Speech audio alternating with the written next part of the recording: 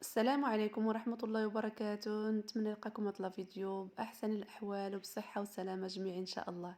اليوم غادي نشارك معكم وصفة لنزلة البرد، وصفة رائعة جدا اللي ولات معتمدة عندنا في الدار لأنها فعلا فعالة ومفيدة. من أول معلقة غادي تاخدوها غادي تحسوا بواحد الراحة، وغادي نصاوبوها بثلاثة المكونات فقط.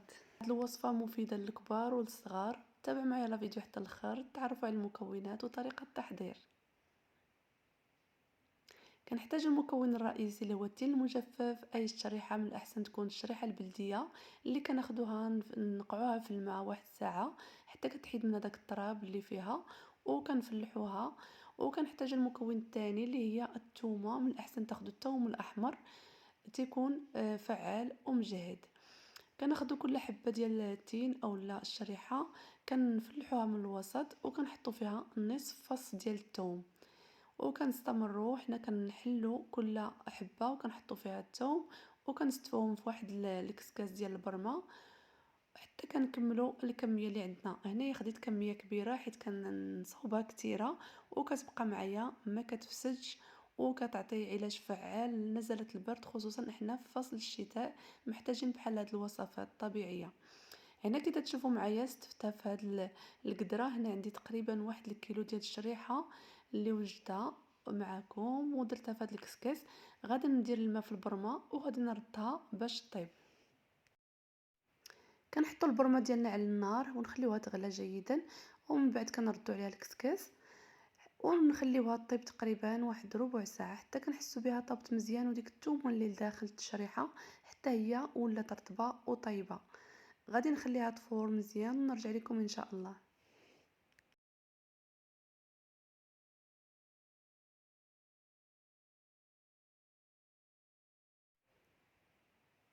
وهنا البنات من بعد ما فارت ليا الشريحه ديالي مزيان طفيت عليها خليتها حتى بردات، نزلتها في واحد المقلاة وغادي نضيف عليها المكون الثالث اللي هو زيت الزيتون.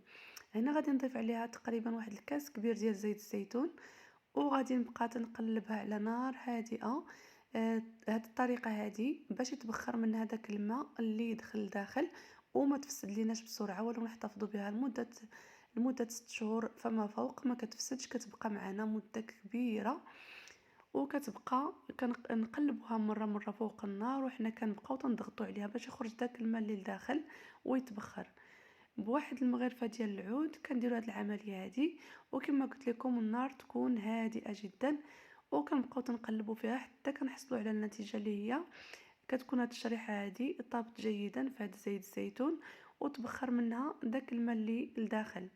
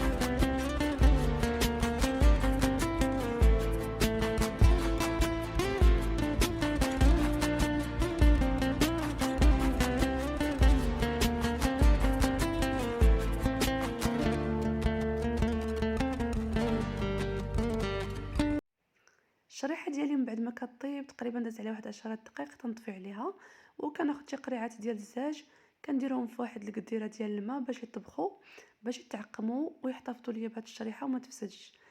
من بعد ما طبختهم كنمسحهم، راه هنا باقيين سخان، غادي نعمر فيهم هاد الشريحة هادي حتى كتوصل تقريبا باقي لها شويه الفوق، وغادي نعمر عليها داك الزيت اللي بقى ليا منها. ضروري تغطى بزيت الزيتون باش ما تفسدش، ضروري تخليو الزيت من فوق منها مغطيها، وكتبقى تاخدو منها علاج فعال نزلة البرد وكذلك ترفع المناعة. احتفظوا بها في الدار، استعملوها لكم ولوليداتكم. نتمنى نكون فدتكم بهذه المعلومة لأنني جربتها وفعلا نتيجة رائعة جدا.